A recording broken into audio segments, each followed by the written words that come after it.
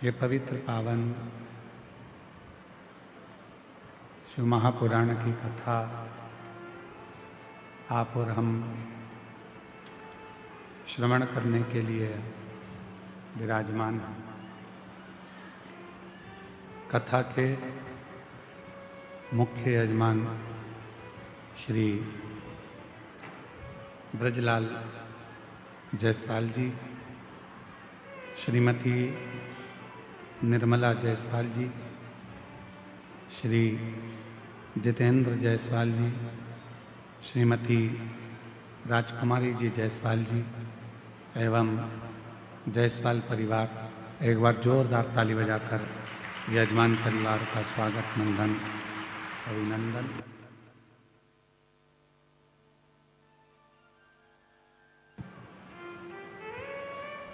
जिन्होंने इस पवित्र पावन शिव महापुराण की कथा को दिव्यता और भव्यता के साथ आयोजित किया। भगवान शिव जो संपूर्ण जगत के पालनहार हैं,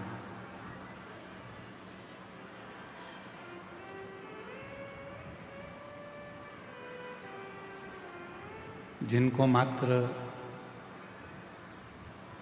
नमन कर लेने से ही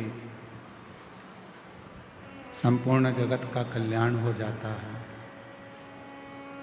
ऐसे भगवान देवाधिदेव महादेव की ये पवित्र कथा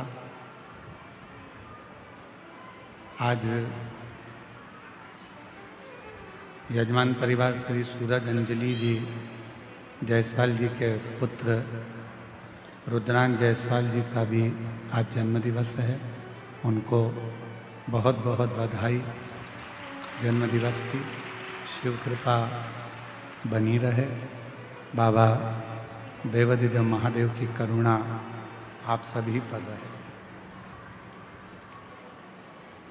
और तेरी कृपा बिना न हिले एक भी अणु, लेते श्वास तेरी कृपा से तनु तनु। बखान क्या करूं मैं राखो के ढेर का, चपटी बहुत मेरे खजाना कुबेर का। हे गंगाधर मुक्ति द्वार ओमकार तू, भोले ओमकार तू। आयुष दिहाई शंभु तार तार तू। भगवान शिव की कथा गला खींच रहा है।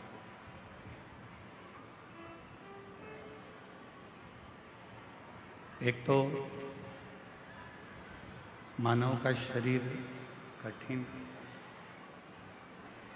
और ऊपर से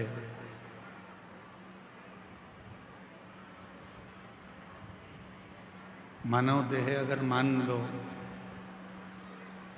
कहीं जहाँ तहाँ भटक रहा है, तो फिर उस देह की कोई मूलता नहीं।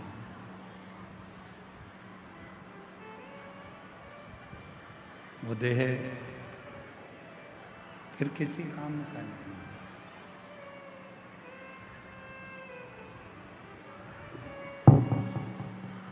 शिव कृपा से,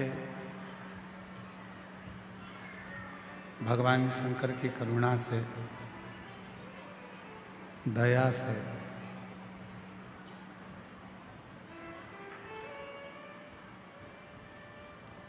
यदि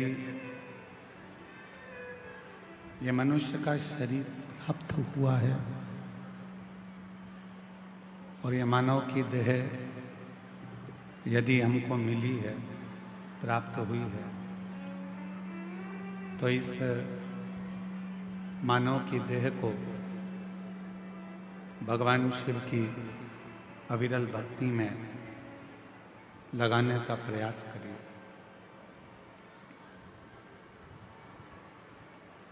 एक छोटा सा गांव है, आरी डोंगरी कच्छ, कांकेर जिले का ये छोटा सा गांव, और उस छोटे से गांव में इतनी विशालतम शिव महापुराण की कथा यदि हो रही है तो कहीं ना कहीं देवाधिदेव महादेव की आप पर बड़ी करुणा, कृपा और दया है।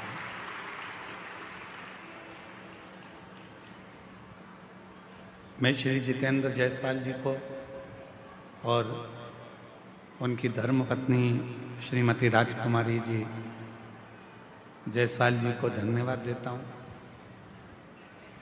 इस क्षेत्र में जितेंद्र जी शिव महापुराण की बहुत जरूरत है, और आप वो इस कथा को लेकर आए हो जैसे भागीरथ जी गंगा जी को लेकर आए थे। बहुत बहुत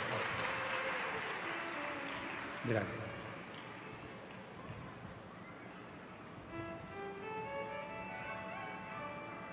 आज सनातन धर्म को यदि मजबूत करना है, यदि सनातन धर्म को हमें एकजुट करना है,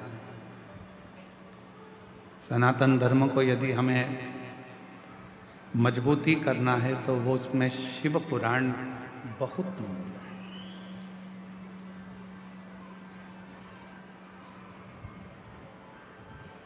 भगवान शंकर की कथा बहुत मूल है, और उस कथा की मूलता है आपने मन को परमात्मा में लगाना।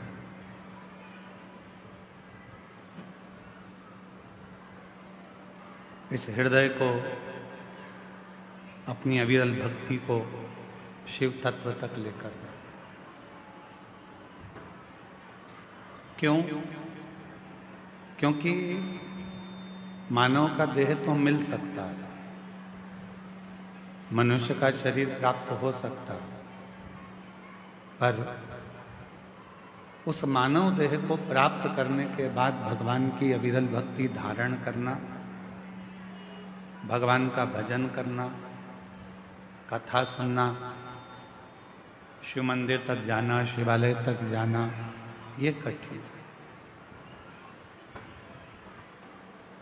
जैसे कोई शरीर में विशेष रोग हो जाता है,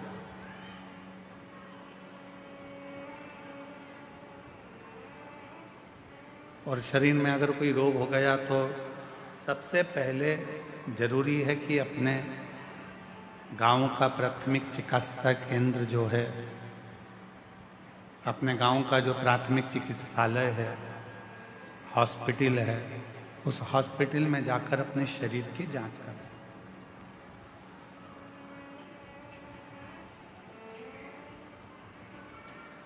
अब हम क्या करते हैं कि पहले प्रयास करते हैं कि शरीर में रोग आ गया तो ऐसा लगता है कि किसी ने हम पर कुछ कर दिया।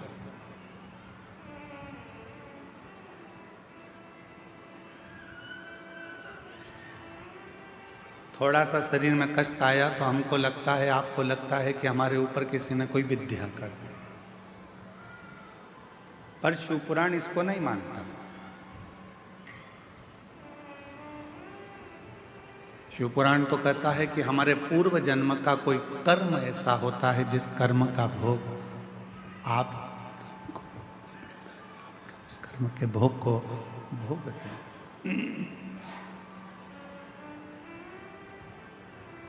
उस कर्म के भोग को आप और हम भोगते हैं।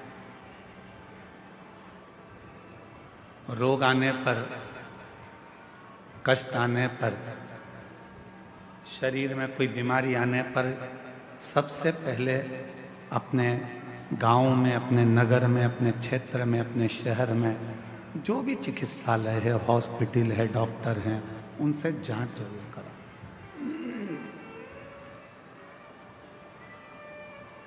और उसके बाद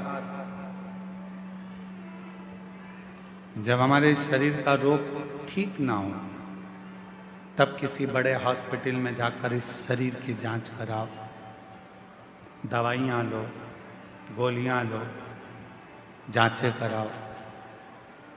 साथ में ये सब कराते कराते फिर साथ भगवान शिव जी को फिर एक लोटा जल चढ़ाना प्रारंभ हुआ। क्यों? दवा के साथ में दुआ की बहुत जरूरत पड़ती है।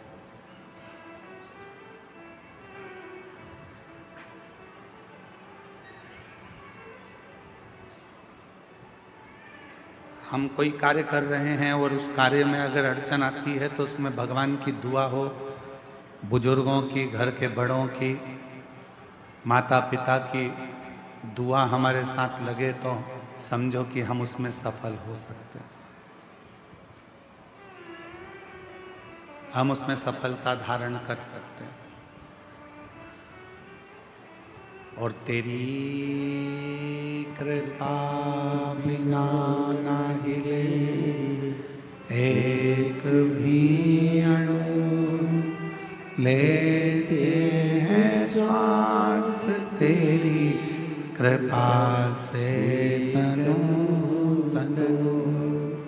बखान क्या करूं मैं राखों के ढेर का, चपटी भभूत में खजाना कुबेर का। हे गंगाधर मुक्ति द्वार ओमकार तू, भोले ओमकार तू। आयो शरण तिहारी शंभो तार तार तू। बखान क्या करूं मैं राखों के ढेर का, चपटी भभूत में खजाना कुबेर का। हे गंगाधर मुक्ति द्वार ओमकार तू, भोले ओमकार तू। आयो शरण तिहारी शंभो तार तार तू।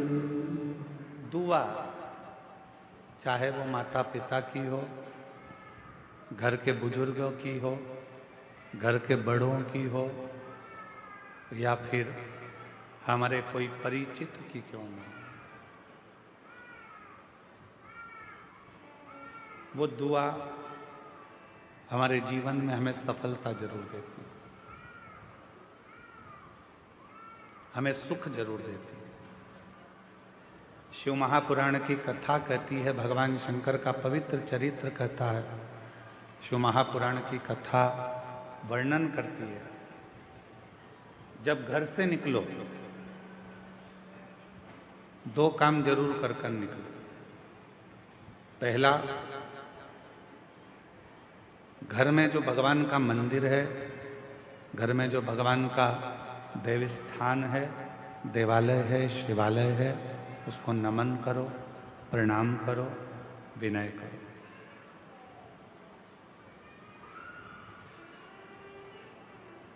दूसरा, घर से निकलते समय अपने घर का जो बुजुर्ग हैं, अपने घर के जो बड़े हैं, उनको नमन करो, उनको प्रणाम करो।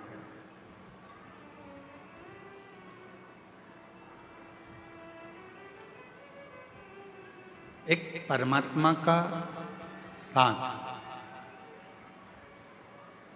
और दूसरा घर के बुजुर्गों का आशीर्वाद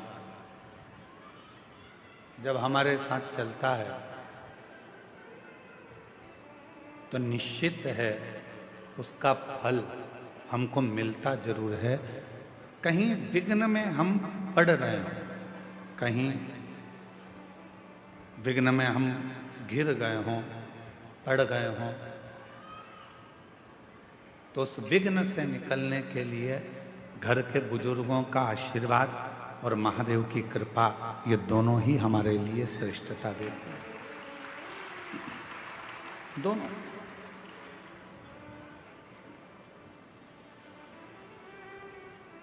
एक होता है तराशना और दूसरा होता है तलाशना।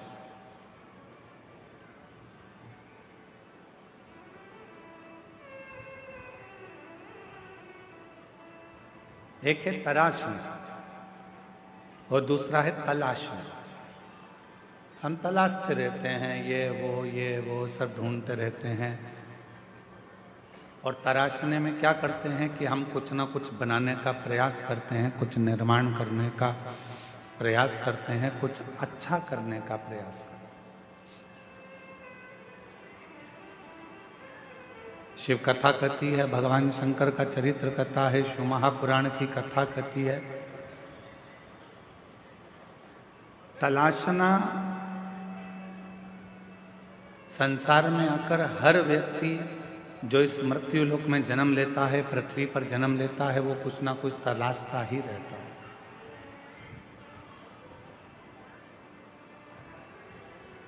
और वो तलाशने के चक्कर में फिर वो कहीं ना कहीं व्यक्ति में भी खोट ढूंढने लगता है।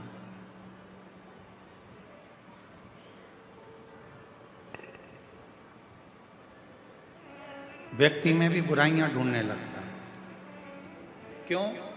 क्योंकि वो तलाश रहा है। यदि वो तलाशता नहीं और तराशने का काम करता, खुद को संवारने का, खुद को सुधारने का, खुद को श्रेष्ठ बनाने का कार्य करता, तो दुनिया में फिर कोई उसको बुरा नजर ही नहीं आता। सब श्रेष्ठ दिखते और वो अपनी जिंदगी को भी श्रेष्ठ बना बैठता, वो अपने जीवन को भी श्रेष्ठ बना। जिसने खुद को तराशा, जिसने स्वयं को श्रेष्ठ बनाने का प्रयास किया है, अपने आप को सुधारने का प्रयास किया है, वो जिंदगी में बहुत आगे बढ़ा।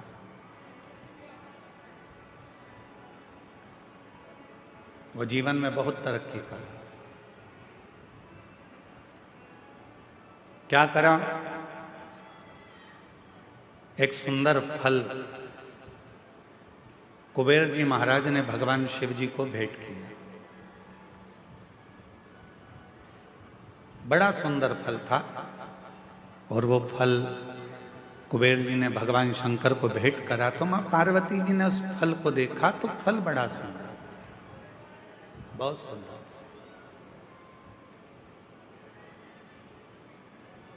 इतने में थोड़ी देर बाद जब मां जगतजननी अम्बा पार्वती जी के हाथ में वो फल आ गया, बड़ा सुंदर फल था जो कुबेर जी ने भगवान शिव जी को दिया था, और शिव जी के हाथ का फल मां जगतजननी जगदम्बा मां पार्वती के हाथ में आ गया। अब कुछ देर बाद भगवान श्री गणेश जी आ गए, कार्तिकेय आ गए और उन्होंने उस फल को देखा।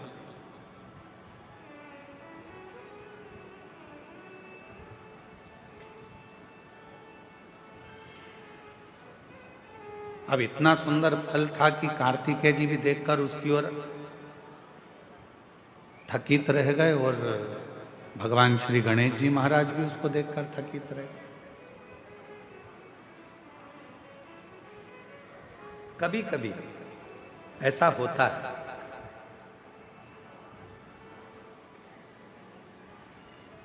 मां को मायके से साड़ी मिलती है, कभी कभी ऐसा होता है, और माँ को मायके से साड़ी मिलती है, वो साड़ी बहू को भी पसंद आ जाती है और बेटी को भी पसंद आ जाती है। अब थोड़ा चक्कर पड़ जाता है कि वो साड़ी जो मायके से मिली है वो माँ को भी पसंद आ रही है और बेटी को भी, बहू को भी पसंद आ रही है।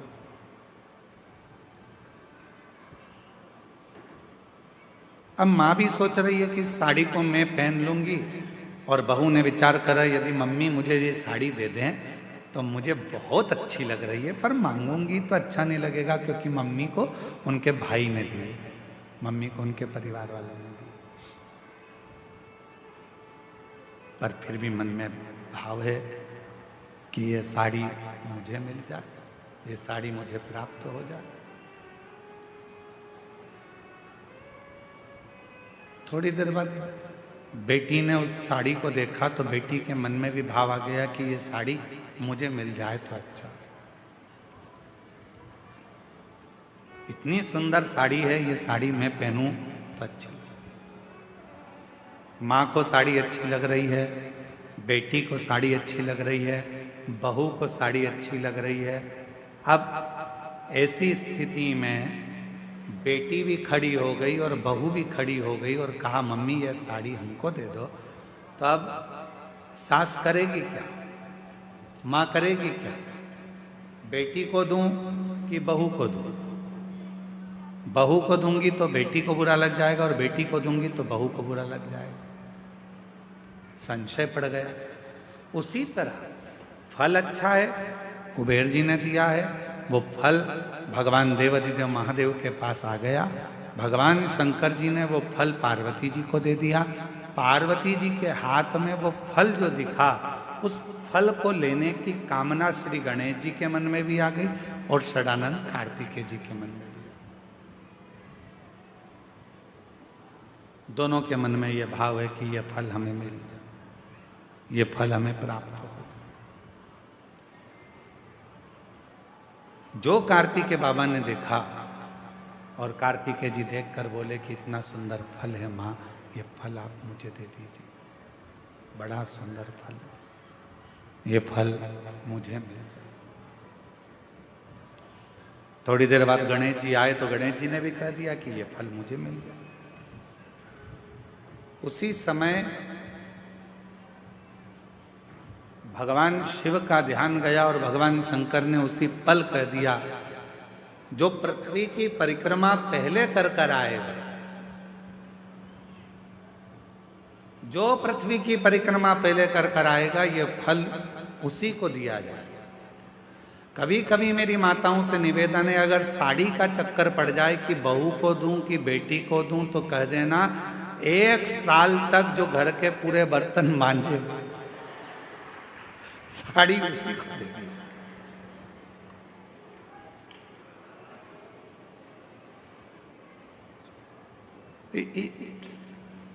इतने में तो दोनों कह देंगी मम्मी तुम्हारी साड़ी तुम ही रख लो, हम उस साड़ी का क्या करेंगे?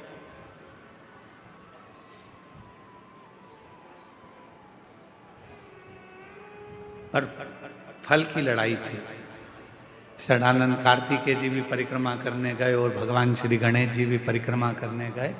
एक चूहे पर बैठ गए। गला पकड़ रहा है बेटा माई। एक चूहे पर बैठ गए और एक मोर पर बैठ गए और दोनों परिक्रमा करने के लिए चल दिए। गणेश जी महाराज ने विचार करा कि ये परिक्रमा मैं कर आऊंगा, तब तक तो बहुत समय हो जाएगा और ये फल मेरे भाई को प्राप्त हो जाएगा। क्यों ना एक काम करूं, माता पिता की परिक्रमा लगा लेता हूं, उन्हीं के आसपास घूम लेता हूं, तो उसका जो फल है वो मुझे मिल जाए। गणेश जी ने माता पिता की परिक्रमा करी। गणेश जी माता पिता की परिक्रमा कर फल को प्राप्त कर लिए। तो षडानंद कार्तिकेय जी महाराज लौट कर आए। उन्होंने देखा कि गणेश जी तो प्रथम गिनती में आ गए। माता पिता की परिक्रमा कर उनको फल भी मिल गया, पर मुझे तो कुछ प्राप्त ही नहीं।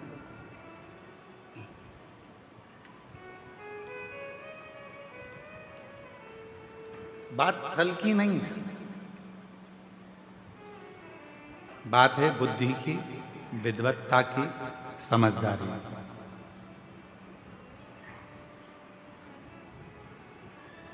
दुनिया का ऐसा कोई फल नहीं है जो आपको नहीं मिल सकता। दुनिया का ऐसा कोई काम नहीं है जो पूरा नहीं हो सकता।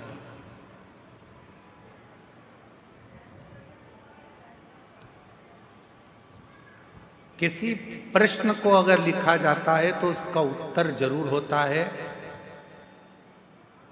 कितने भी बड़े ताले लग जाएं, कितनी बड़ी भी तिजोरी बन जाए, उसकी चाबी जरूर होती है। उसी तरह दुनिया में अगर कोई रोग है, कोई बीमारी है, कोई तकलीफ है, कोई कष्ट है, कोई बहुत विघ्न है, तो शिव महापुराण एक ऐसी चाबी है जिसमें उस पूरे विघ्न का, उस पूरी तकलीफ का, उस बीमारी का हल शंकर की पूजन से, शिव की आराधना से प्राप्त हो सकता है।